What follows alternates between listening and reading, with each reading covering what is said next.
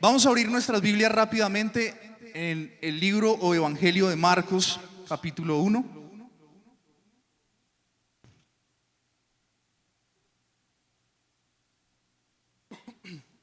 Marcos, capítulo 1. Amén. ¿Tienen todos? Bien. Quiero que leamos, por favor, el versículo 1 y luego vamos a leer el versículo 15. ¿Les parece? ¿Sí? ¿Están de acuerdo? Vamos a leer entonces la palabra del Señor. Dice: principio del Evangelio de Jesucristo. ¿Qué dice? Hijo de Dios. Y ahora saltemos rápidamente al versículo 15. Diciendo: el tiempo se ha cumplido y el reino de Dios se ha acercado. Arrepiéntanse y crean en el Evangelio. Amén. Bien, en esta noche quiero compartirles, gracias a la oportunidad que el Señor me da, un breve panorama sobre Marcos, pero quiero que seamos claros en algo y voy a ser muy honesto en algo. Cuando nosotros estudiamos la Biblia, siempre y generalmente, hablando hace algunos días con unos hermanos, nos surge un problema, y es que a veces no entendemos lo que leemos, ¿cierto?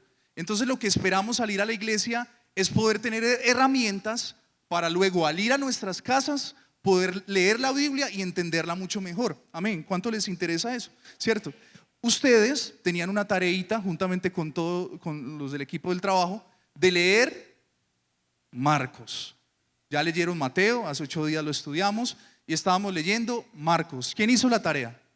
Sinceramente, ¿cierto? No, aquí no es por yo sí leí.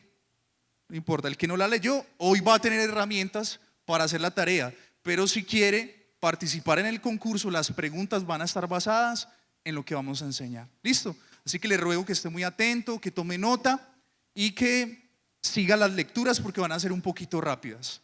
Bien, Marcos, en este panorama que vamos a ver, quiero hacer una corta reflexión al final acerca de una invitación a escuchar con el corazón. Esa va a ser la reflexión final de lo que encontramos en Marcos. Pero empecemos por aquí. ¿Quién es Marcos?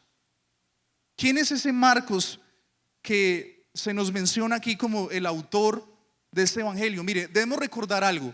El título del libro no lo pusieron los escritores del libro, lo pusieron algunos traductores de la Biblia, ¿cierto? Por lo que encontraban en él. Generalmente lo que uno esperaría que llevara el título del libro sería el primer versículo, porque en el primer versículo se está definiendo el tema que van a tratar.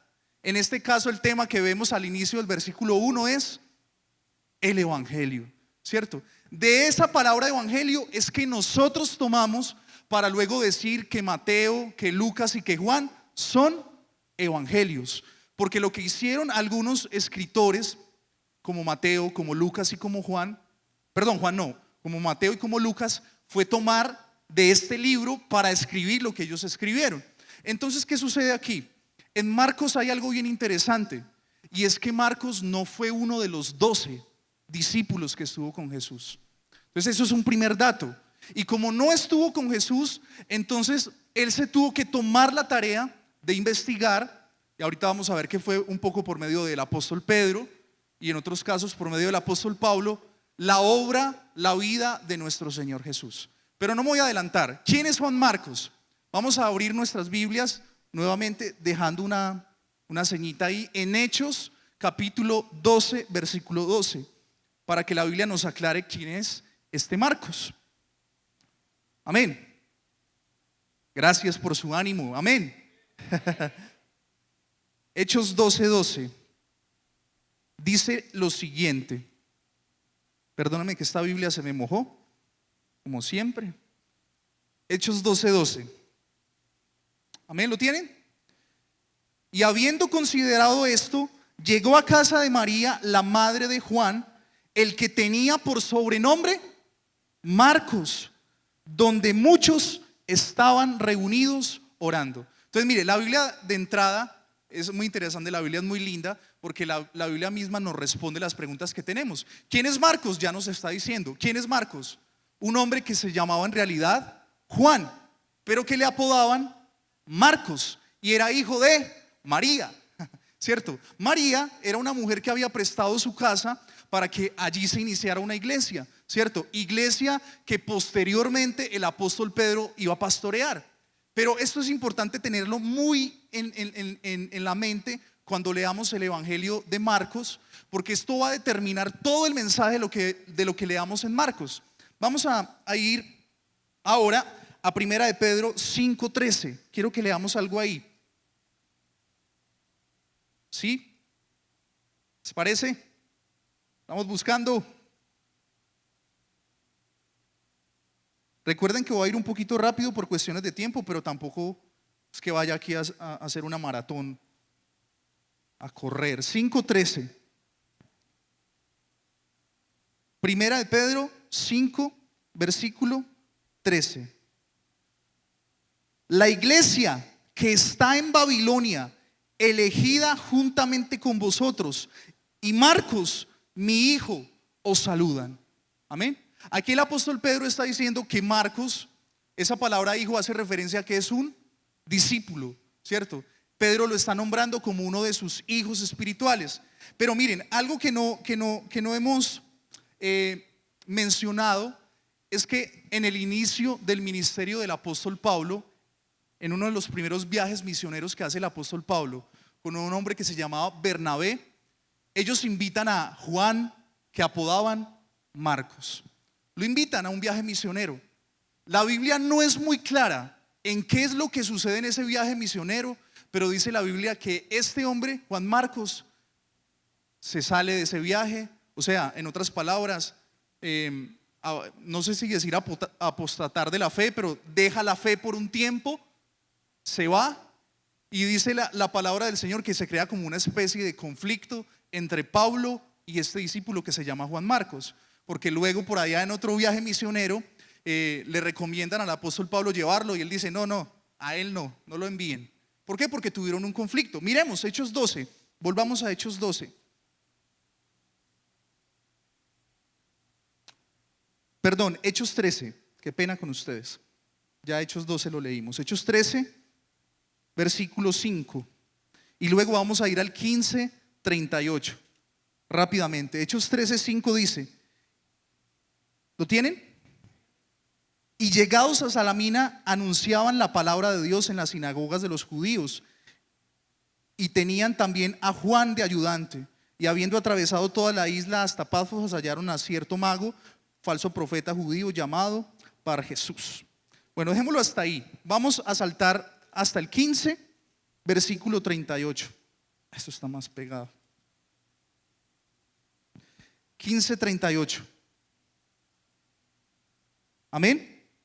Dice, pero a Pablo no le parecía bien llevar consigo al que se había apartado de ellos desde Panfilia y no había ido con ellos a la obra. O sea, en el anterior pasaje a esto leímos que se propone un viaje misionero. Este hombre se aleja, no sé, la Biblia no es clara con la razón de por qué los deja abandonados en esta obra, pero aquí vemos el disgusto de Pablo. Él dice, no, a él no lo traigamos. Mire lo que dice el versículo 38. Pero a Pablo no le pareció bien llevar consigo al que se había apartado de ellos desde Panfilia y no había ido con ellos a la obra. O sea, Pablo está negándose a que este hombre los continúe ayudando. Pero vamos más adelante. Colosenses capítulo 4.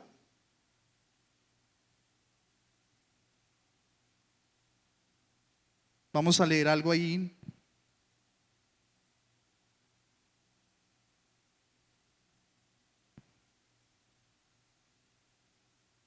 Colosenses. Ténganme paciencia, por favor, si no lo encuentro rápido, pero esta Biblia está pegadita. Pegadita. ¿Lo tienen?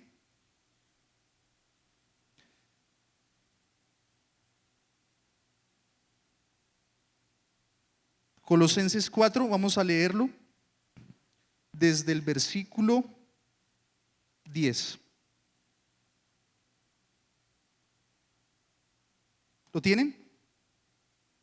¿Alguien tiene Nueva Traducción Viviente? Si de pronto lo tienen. ¿Quién lo quiere leer bien fuerte, porfa? Hasta el 11. Gracias por leer fuerte. Colosenses 4:10 al 11 en, ojalá en versión Nueva Traducción Viviente. ¿Sí?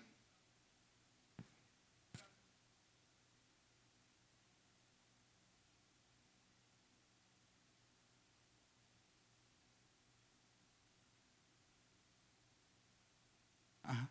Muy bien, miren. Aquí ya se menciona otra escena. Y la escena que se menciona es que Pablo está en la cárcel. Y dice la Biblia que uno de los que le está ayudando, ¿quién es? Marcos. O sea, parece ser que luego del revoltón de lo que causó Juan Marcos en la obra misionera, parece ser que este hombre se restauró con la ayuda de Pedro y volvió y fue parte del ministerio del apóstol Pablo. En la versión Reina Valera dice que era sobrino, pero miren qué interesante que en esta versión dice que era primo, Nueva Traducción Viviente. Bueno, yo sé que esos datos pueden parecer insignificantes hasta ahora, pero de aquí en adelante nos van a servir muchísimo para entender por qué Marcos escribe lo que escribe en el Evangelio de Marcos. Vamos adelante. Entonces, miremos algo aquí. ¿Qué género literario es el que se usa en los evangelios? ¿Qué género literario se usa? De eso de pronto no habíamos hablado. El género literario que se usa es el narrativo. Pero aquí hay algo que explicar, ahora en un paréntesis bien grande. Una cosa es que la Biblia tenga datos históricos y otra cosa es que la Biblia tenga un sentido histórico. Hay una gran diferencia. En el género narrativo se usan datos históricos y a veces datos que son inventados. Por ejemplo, en las parábolas. Ahí hay una narración. Pero el sentido de la Biblia no es el qué. O sea, qué dice el texto, en qué año fue, sino el para qué. En el texto narrativo lo que se busca dar es una enseñanza donde hay una tensión. ¿Por qué? Generalmente hay personajes controversiales. Un ejemplo de ello, un joven, un hombre rico, un hombre que es miserable, pobre, ¿cierto? Pero lo tenaz de la historia es que en esa tensión luego se intercambian los papeles y mientras uno disfruta, ¿saben de qué les estoy hablando? Mientras uno disfruta en el cielo, ¿cierto? Del gozo de la presencia del Señor, el otro cuando muere, dice la Biblia que es atormentado. Eso es una narración que tiene una tensión, que tiene una idea. El narrador de la historia quiere transmitir una idea. Y aquí tenemos que entender algo. Cuando el Evangelio de Marcos escribió, el principal destinatario no éramos usted y yo como colombianos, sino otras personas a las cuales Marcos les quería hacer entender una idea. ¿Cuál era la idea básicamente que les quería hacer entender Marcos? Lo leímos en el versículo 1. La gracia de lo que es el Evangelio de Jesucristo. Y para eso se va a valer de las palabras. Lo que nosotros hacemos con las palabras y con los géneros literarios es embellecer el lenguaje. Vean, les pongo un ejemplo. Jesús, que es el más grande maestro que pueda existir por excelencia, usaba los géneros literarios para explicar verdades profundas y eternas. Por ejemplo, Jesús le encantaba usar la hipérbole. ¿Saben qué es una hipérbole? Una exageración, ¿cierto? Jesús usaba mucho las exageraciones. Si tu ojo te es ocasión de caer, sácalo de ti. Si tu mano, sácala de ti. Entonces todo el mundo dice, ay, entonces me arranco los ojos, me corto las manos, ¿cierto? Estaríamos todos ciegos, ¿cierto? Mancos. En fin, Jesús está usando una hipérbole, una exageración para decir, venga, sea radical con el pecado. Pero está embelleciendo el lenguaje, lo está diciendo en otras palabras. Miren, no para que ustedes lo entiendan, sino para yo hacerme entender. No es lo mismo que yo le diga a mi esposa, te amo, te quiero mucho, eres muy linda, muy preciosa, a que yo coja una guitarra, escriba unos versos en prosa, ¿cierto? Y haga unos acordes bien bonitos, ¿cierto? Y cante una canción con esa prosa, la armonía de la guitarra, las melodías, y todo eso forma una canción. No es lo mismo. ¿O a quién le parece lo mismo? ¿Por qué cuando escuchamos una canción que usa el lenguaje, porque la música es un lenguaje, nos transmite más que a veces 1000 palabras que podamos decir, porque esa es la capacidad que tiene el lenguaje. Y la Biblia, hermanos, no desconoce eso. La Biblia está llena, repleta de literatura. Voy a ponerles otro ejemplo, no para que ustedes entiendan, sino para yo hacerme entender. Lo repito y lo aclaro. El libro de Apocalipsis usa el lenguaje apocalíptico, propio y que también propio de los libros de Ezequiel, propio de los libros de Daniel. Entonces, por ejemplo, usted lee en el libro de Apocalipsis: y el cielo hay calles de oro, mar de cristal, y los ojos de Jesús son como el fuego, y como el bronce bruñido sus pies, y hay vestidos blancos que lo visten a él. ¿Eso es literal?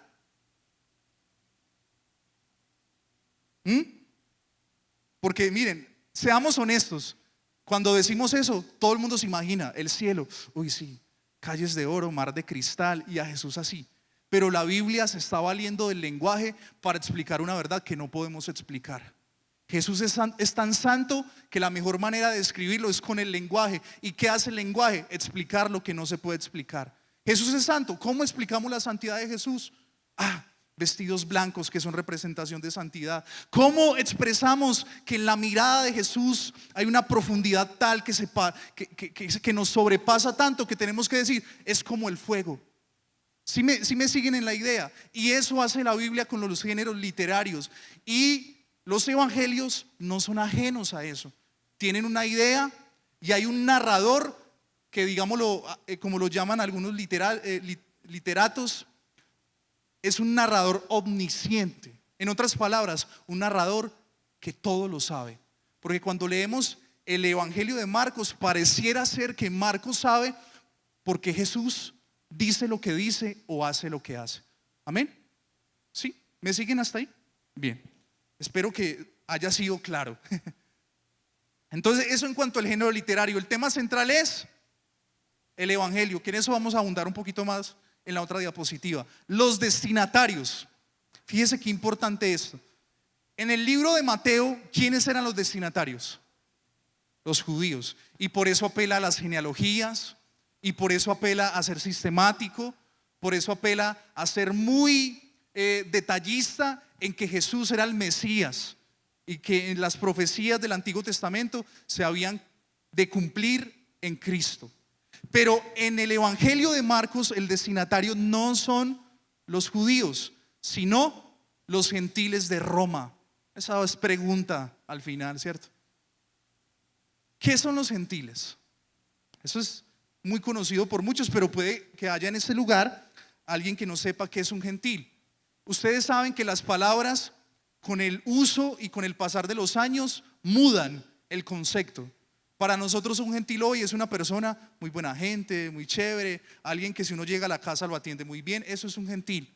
Pero gentil en el sentido bíblico y en el sentido Reina Valera es alguien que no es del pueblo de Dios. En otras palabras, alguien que no pertenece a la religión o a la nacionalidad judía. Y lo que quiere hacer Marcos, y por eso es tan interesante este evangelio, es hacerle entender a las personas que el plan de salvación no era solo para los judíos, sino que era para todo aquel que se arrepienta de sus pecados y ponga su confianza en el Señor Jesús. Eso está tratando de hacer el autor de Marcos. Sin Marcos no podríamos entender esa dimensión. Es más, como se los dije ahorita y se los reitero, Mateo y Lucas. Ahora, el destinatario de Lucas, se los adelanto, es una persona, Teófilo. Pero el destinatario de Marcos es los gentiles y el de Mateo, los judíos. Y eso nos da un mejor panorama para cuando leamos la Biblia. ¿Bien hasta ahí? ¿Sí? Aquí no sé si lo alcanzan a ver abajito. Hay algo que se llama un concepto generador de sentido. Miren, yo sé que ustedes me miran raro y porque esto a veces es un poquito maluco, lo de la historia, a algunos no les gustan. Yo siempre hago énfasis en esto, pero ahorita vamos a entender por qué esto. Un concepto generador de sentido es qué le llevó al autor, o qué llevó al autor, escribir lo que escribió. ¿Por qué Marcos toma la decisión de escribir como escribió este texto? Y ese concepto generador de sentido nosotros lo tenemos que tener en la cabeza clarito para que cuando leamos Marcos entendamos las palabras de Marcos en su contexto y luego las podamos aplicar para nosotros. Entonces, el concepto generador de sentido es la proclamación del reino de Dios. ¿Alguien sabe qué es una proclamación?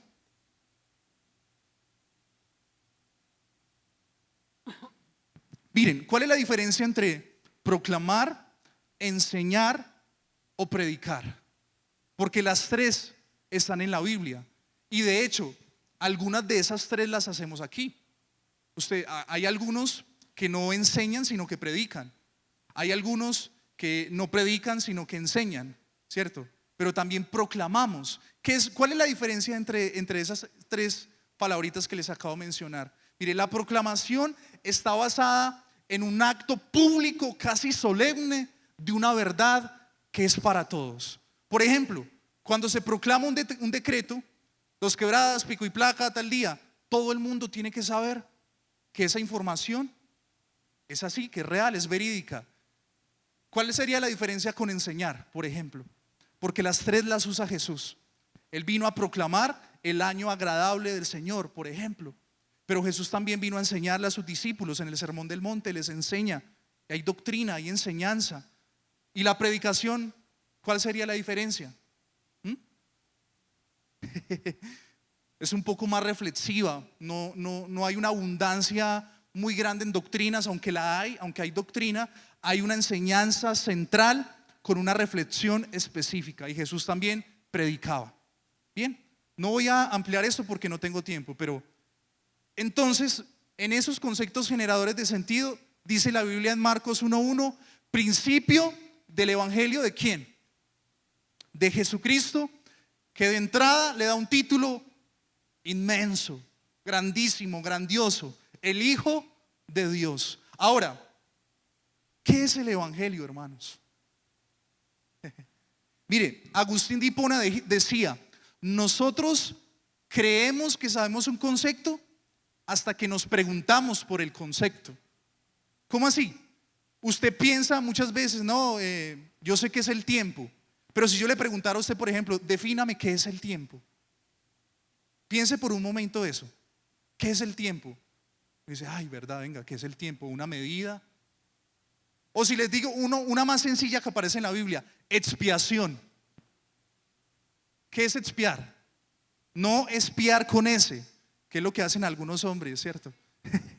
Y algunas mujeres también, sino con X. ¿Qué es eso? Y uno muchas veces da por sentado que sabe el concepto hasta que se lo pregunta. Quitar la ira por medio de una ofrenda. El concepto del evangelio, ¿qué es? ¿Qué significa eso del evangelio? Y todo el mundo tiene una idea, ¿cierto? Muy generalizada de lo que es el evangelio. ¿Qué es el evangelio para nosotros? Las buenas nuevas. ¿Sí o no? Pero miremos en el sentido romano que era el evangelio. El evangelio consistía básicamente en lo siguiente: un heraldo que se encargaba de darle una noticia positiva al pueblo, tanto a los romanos como a los judíos que eran esclavos de los romanos. Entonces él decía, ¿cómo les parece que ganamos una batalla? Y como ganamos esa batalla, fíjense en la buena noticia que les daban, vamos a subir los impuestos. ¿A quién le parece esto una buena noticia aquí? ¿A quién le parece? Miren, el sentido de buena nueva no lo vamos a poder entender si primero no entendemos que para que haya una buena noticia tiene que haber una mala antes. Ejemplo, yo sufro de ejemplifitis, perdóneme, siempre tengo que poner un ejemplo. Usted debe 500,000 pesos, ¿cierto? Y le llegó la cuenta. Tiene que pagar, o si no, reportado a Datacrédito. Esa es la mala noticia, ¿sí o no? ¿Cuál sería la buena? ¿Cuál sería la buena? La buena sería, ¿cómo le parece que un amigo suyo que se llama Adrián le pagó la deuda? Amén, Señor, casi sea. Eso sí es una buena noticia, ¿o no? Que había una mala antes. Hermanos, ¿cuál es la noticia mala para nosotros? ¿Saben cuál es la noticia mala? Que hemos ofendido a un Dios santo, que hemos ofendido a un Dios que con un solo pecado es digno y esto va a sonar fuertísimo y no les va a gustar a muchos, con un solo pecado, Dios es tan santo y tan digno de hacernos merecedores, con un solo pecado, de irnos al infierno. Con uno solo. Esa es la mala noticia. Y la realidad es que no ha sido uno solo. La realidad bíblica es que dice la palabra del Señor en Romanos 3:23: todos han pecado y han sido destituidos de la gloria de Dios. Y si hacemos cuenta, aquí no pararíamos de contar nuestros pecados. Esa es la mala noticia. Pablo en 1 Corintios capítulo 15, porque entendamos algo, otro paréntesis, el concepto del evangelio, Marcos no lo aprendió de boca de Jesús. Lo aprendió de boca ¿de quién? De Pedro y del apóstol Pablo. Miren, y eso es tan lindo, hermanos, porque esto nos hace entender mejor el evangelio. Pedro fue un hombre que experimentó la gracia del evangelio. ¿Por qué? Porque Pedro una vez fue perdonado. No sé si recuerdan ese ejemplo bíblico donde el Señor hace un milagro, ¿cierto? No han pescado en toda la noche y el Señor hace un milagro y esa red está rompiéndose de los muchos pescados que han caído ahí en esa red. Y Pedro, cuando ve eso, ¿qué hace? Hermanos, a leer Biblia, ya leímos Mateo. ¿Qué hace Pedro? Ay, Señor Jesús. ¿Qué hace Pedro cuando ve eso? Cuando Pedro ve eso, dice: Señor, apártate de mí porque soy un hombre pecador. Y luego de ese hecho, pues su vida cambia. Pero luego Pedro vuelve y la embarra, hermanos. Y después de volverla a embarrar, el Señor lo busca, ¿cierto? Y se restaura esa relación.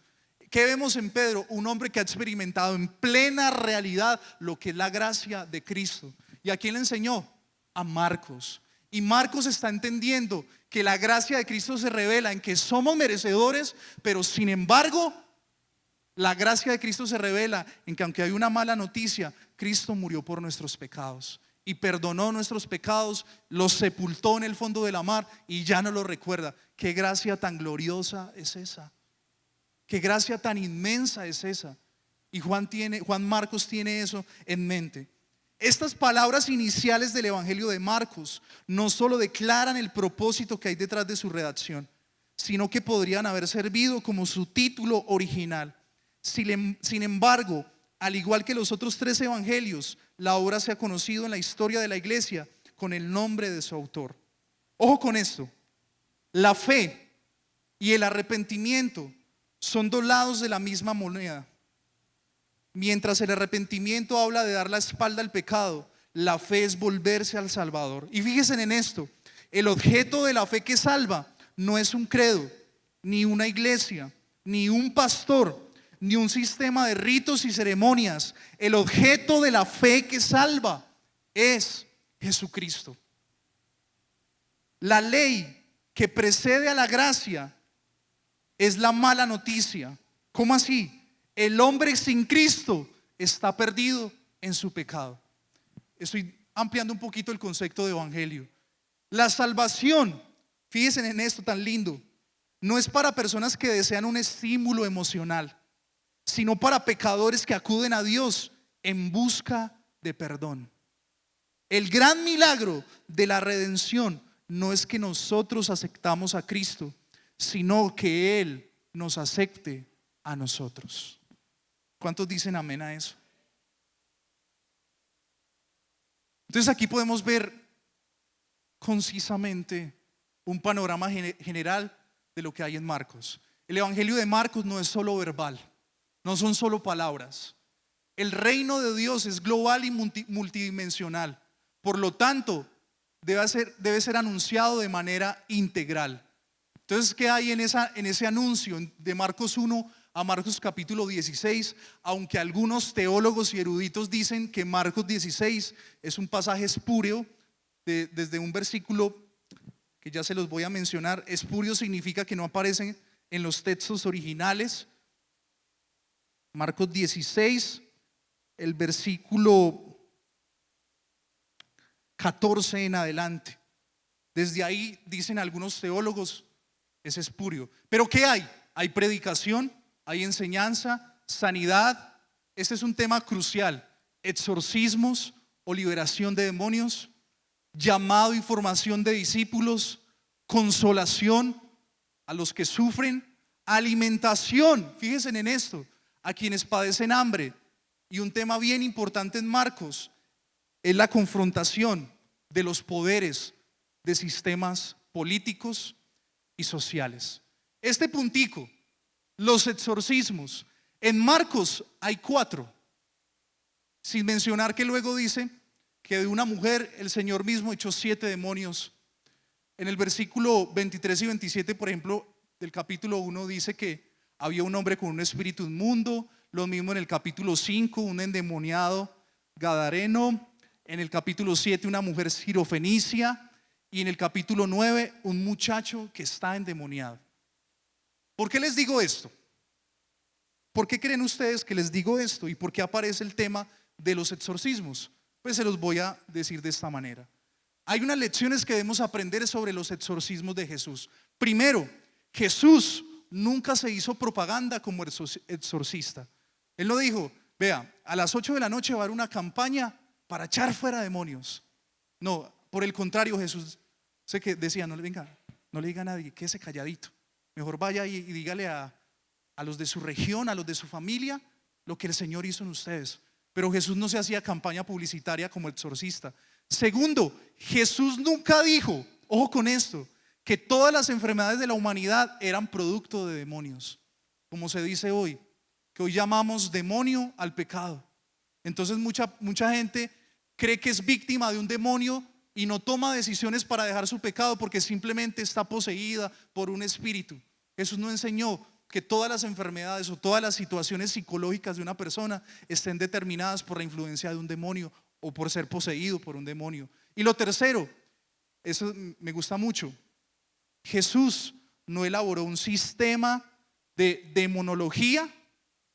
Por sobre todo, se resalta la compasión de Jesús por quienes sufren y son perturbados.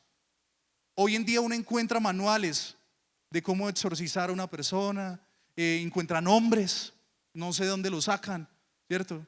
Pero hay una lista larga de demonios y uno dice, Señor, ¿y quién le reveló esa lista a ustedes? ¿Cierto? Pero Jesús no hizo un manual para echar fuera demonios, no. Simplemente Él es la luz, y donde está la luz, toda oscuridad se disipa.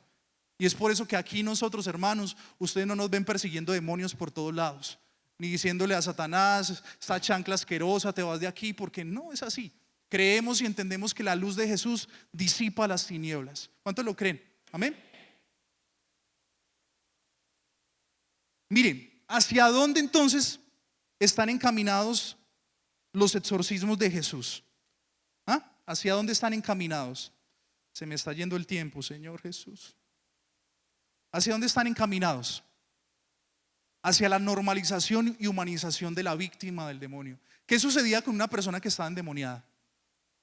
Algunos de ellos vivían en cementerios, alejados de su familia, perdieron todo contacto con la sociedad. Imagínense, piense por un momento lo que pensaría una persona en la época de Jesús, donde no había un desarrollo tal de la ciencia para hablar de problemas psicológicos o psiquiátricos, y ver una persona con problemas mentales, una persona que hablaba sola, que vista de negro. Imagínense eso en esa época. ¿Qué producía eso? Un alejamiento total de la sociedad. ¿Y Jesús qué hacía al echar fuera al demonio? Lo humanizaba, le devolvía el rol que había perdido con su familia. Ese es el propósito de la sanidad de Jesús. Ese es el propósito de que Jesús haga un milagro en la vida de una persona, si es que lo ha hecho en ese sentido, ¿cierto? También hacía el reconocimiento, esto nos indica el reconocimiento, la victoria de Jesús, del reino de Dios sobre las fuerzas destructivas de la vida. En otras palabras, estos milagros de sanidad en cuanto a exorcismos nos indican el poder que tiene Jesús para sanar y para salvar. Por eso les digo que no son solo palabras. Lo que Jesús decía es lo mismo que Jesús hacía con sus obras, estaban conectadas. Vamos adelante. Sanidad integral. ¿Qué significa esto? En el Evangelio de Marcos se muestra de una manera muy interesante cómo Jesús apela a una sanidad integral. La salvación no apela solamente a la salvación de nuestra alma del infierno, sino que apela a un montón de otras cosas, como cuáles: el perdón de los pecados. Y el perdón de los pecados implica tácitamente la liberación de la culpa, la liberación de estar atados a un pensamiento de: ay, ¿yo qué hice? ¿Por qué lo hice? El perdón de pecados nos quita la culpa. Y ese es el énfasis de Marcos. ¿Y quién lo está diciendo? Una persona con conocimiento de causa, porque él vivió lo mismo, pero sus pecados fueron perdonados. La sanidad del alma, ahí están los versículos, le repito, no los alcanzo a leer. La liberación, que ya hicimos énfasis. La dignidad personal. Jesús devuelve la dignidad que un hombre que ha caído en pecado, que ha sido atado por un demonio, ha perdido. Porque generalmente lo primero que hace el pecado, hermanos, en nuestra vida es robarnos la identidad. Decir: tú no eres digno, no eres merecedor. Pero eso es una mentira, porque la Biblia dice que no hay un pecado más grande ni más pequeño que nos pueda separar de la gracia de Cristo. Todos los pecados en Cristo son perdonados. La aceptación social. Imagínese usted ver a alguien que era leproso, que era alejado de aquí y vivía fuera de la sociedad, verlo en el templo. ¿Usted no le daría miedo? ¿Ah? ¿Usted no dudaría al principio: uy, este man sí se habrá quedado bien sanado? ¿Será que sí? Donde lo toque y se me pegue algo, no sé. Pensemos por un momento, porque a veces como que pasamos muy rápido por las páginas de la Biblia, no nos detenemos a pensar lo que implica la sanidad de Jesús. La reinserción familiar y social. Eso es lo más lindo, cómo el Señor a través del Evangelio restauraba familias enteras. Y el enfoque de nuestra iglesia es a familia. Esa es la gracia del Evangelio, hermanos.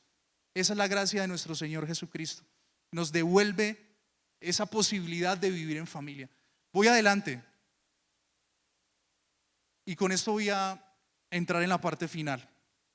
Hay una frase que a mí personalmente, siempre que la leía y la vuelvo y la leo, siempre me queda en la mente. Y es una frase que está en Marcos 4:23. No lo busque, y yo sé que todos la han oído o escuchado. Y dice de la siguiente manera: el que tiene oídos para oír, oiga. ¿Qué significa eso? ¿Qué significa el que tiene oídos para oír, oiga? Que aquí es el énfasis de lo que les dije al principio. ¿Cómo se llamaba el tema? Marcos, una invitación a escuchar con el corazón. ¿Qué significa eso? Bueno, quiero decirles algunas ideas que en mi humilde opinión pueden significar eso. Esto no es que sea palabra de Dios absoluta, pero yo creo que puede ser eso. Dice: aparte del sentido del humor que Jesús le pone a esas palabras, ¿qué es lo que nos quiere decir? ¿Por qué digo que hay sentido del humor? Porque es una verdad evidente. Cuando Jesús dice esta frase, Jesús tenía muchas frases que generalmente nos las hemos aprendido en Reina Valera. Por ejemplo, Jesús siempre que iba a empezar una frase, generalmente en Mateo decía: de cierto os digo, el que tiene oídos para oír, oiga. Esto generalmente, ¿cuándo lo decía? Cuando terminaba de dar una parábola o una enseñanza, ¿cierto? Pero ¿por qué es jocosa o por qué tiene humor esta frase? Porque si lo miramos en el sentido lógico, el que tiene oídos, pues oye, es lo más lógico. El que tiene ojos, ve. Pero ¿a qué se refiere entonces Jesús con que el que tiene oídos para oír, oiga?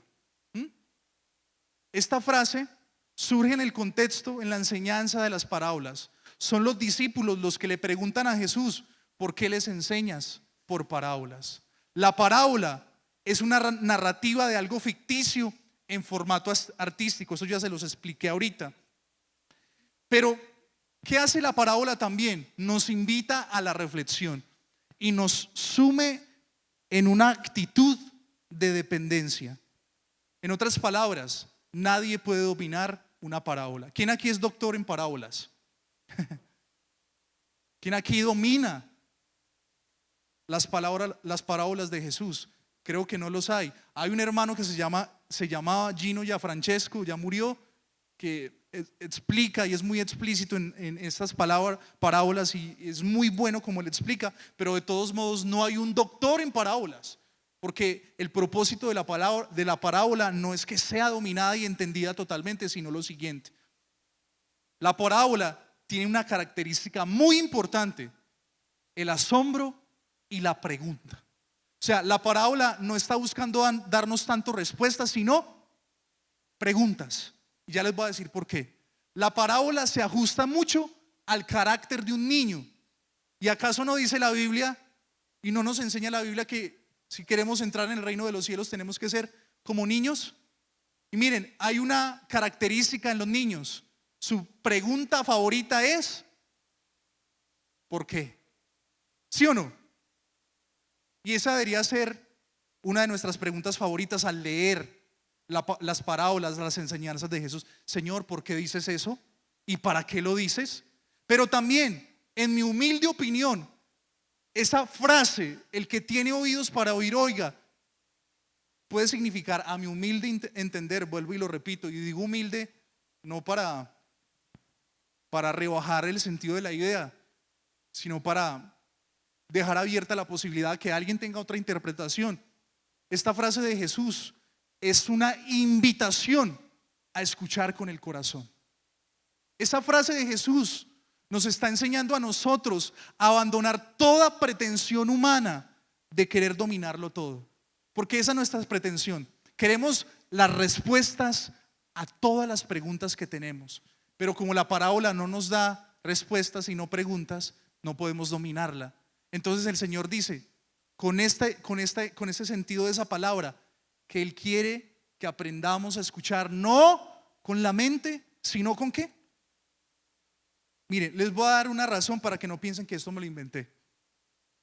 La Biblia no dice que Dios habla a la mente. Y con esto no estoy negando entonces que Dios no puede tener personas intelectualmente buenas para entender su palabra. Pero lo que Dios busca con el conocimiento de Él es que ese conocimiento pueda bajar de aquí a aquí. Y miren, hermanos, para que baje de aquí a aquí hay un proceso muy largo que muchos no estamos dispuestos a vivir. Miren, esta invitación es una invitación a dejar todo espíritu religioso de sabelotodos. Miren, nosotros podemos ser los mejores teólogos del mundo, los mejores maestros del mundo, pero no podemos dominar la enseñanza de Dios. Ni podemos tampoco llegar un día a la conclusión, Señor, ya te estudié, porque a Dios no lo podemos meter en un tubo de ensayo y decir, este es Dios. Sería muy pretencioso eso. Por eso la enseñanza central de Jesús está encaminada totalmente a renunciar a todo espíritu de religiosidad, ese mismo espíritu con el que venimos a veces. Bueno, vamos a ver quién predica. Si predica el pastor, chévere. No, si predica el chiquitico, y si predica el grandulón, mucho peor. No. Entonces llegamos aquí, puede que estemos aquí en mente, con nuestro cuerpo y nuestra alma, nuestro corazón esté allá en la casa. Mañana es el almuerzo y la papaya que dejé ahí en la mesa. Un espíritu de sabelotodos. Una parábola tiene el propósito de dejarnos no satisfechos, sino con más hambre. Debe lanzarnos, oigan eso tan hermoso, en los brazos amorosos de Dios, como un niño se lanza alegre y seguro en los brazos de su padre. Miren, quiero finalizar leyéndoles Marcos 15.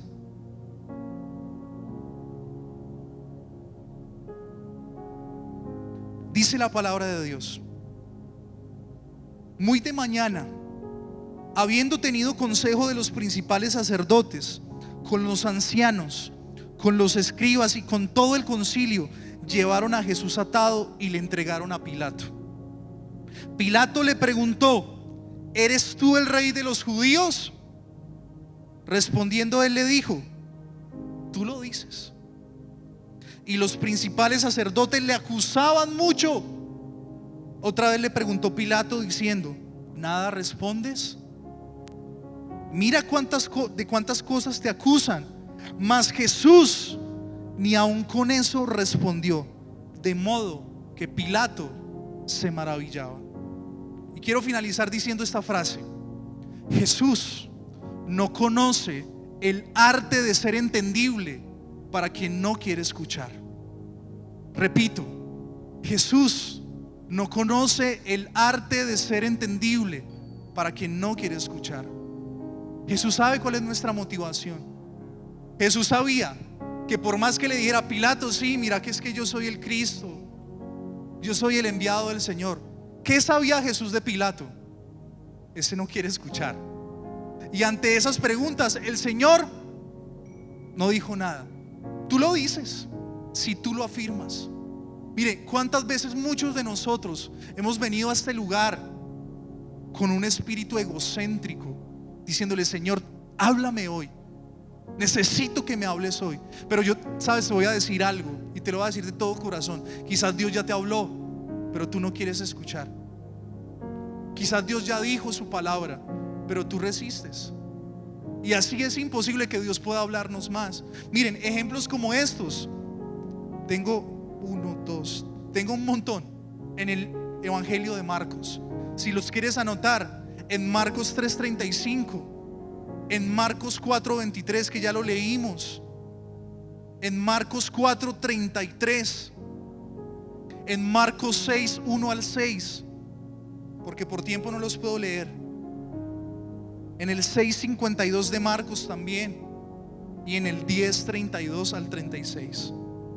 Lo repito: Marcos 3:35, 4:23, 4:33, Marcos 6 del 1 al 6, Marcos 6:52, Marcos 10:32 al 36. En Marcos 6, que es un pasaje que no voy a leer, la Biblia dice que la gente se maravillaba al ver lo que Jesús hacía. Se maravillaba de cómo les enseñaba. ¿Y saben qué decían? ¿De dónde saca él esta sabiduría? No es un carpintero, no son sus hermanas conocidas nuestras. ¿De dónde pues sale él con este conocimiento? ¿Y sabe qué dice la palabra del Señor? Que luego de estar asombrados, de estar admirados, el Señor va a hacer milagros y no puede hacerlos. No porque no tenga el poder. ¿Sabe qué dice su Biblia y mi Biblia? Por la incredulidad del corazón de ellos. ¿Cómo podemos pasar de estar admirados ante Dios y al mismo tiempo pasar a ser incrédulos? Un problema del corazón, un problema de escuchar. Y finalizo diciéndote esto, que se lo decía en la mañana del lunes festivo a algunos de mis hermanos que servimos juntos. Hay una palabra que siempre me ha encantado, con la implicación que tiene que decir me encanta en este púlpito. La vida absurda, ¿cierto? ¿Alguna vez han escuchado esa palabra? Mi vida es un absurdo. En otras palabras, mi vida no tiene sentido. ¿Sabes cuándo se nos vuelve la vida absurda? Cuando dejamos de escuchar. Esa palabra absurdo significa sin la raíz, el prefijo ab, sordus, sin escuchar. Nuestra vida se puede convertir en una vida absurda cuando dejamos de oír la voz de Dios. Cuando por nuestra dureza espiritual resistimos al Señor, y aunque tenemos claro el concepto y podamos ser los mejores teólogos del mundo, si esa palabra no se ha hecho carne en nuestro corazón, hermanos, lo digo aquí públicamente, no sirve de nada nuestra teología. No sirve para colgarla en un cuadro y decir soy teólogo, pero ante Dios eso no sirve de nada. Y te invito hoy a que pienses por un momento, por un momentico, ¿hace cuánto que no escuchas la voz de Dios? ¿Hace cuánto que no escuchas en tu corazón o sientes en tu corazón que eso que el hombre que está aquí predicando está diciendo es para ti, que quién le contó? Y hay algo ahí en el corazón que te palpita y sientes, eso es para mí, y arde tu corazón y dices, tengo que salir de este lugar y tomar una decisión. ¿Hace cuánto que eso no pasa en tu vida y en mi vida? Señor, te damos gracias.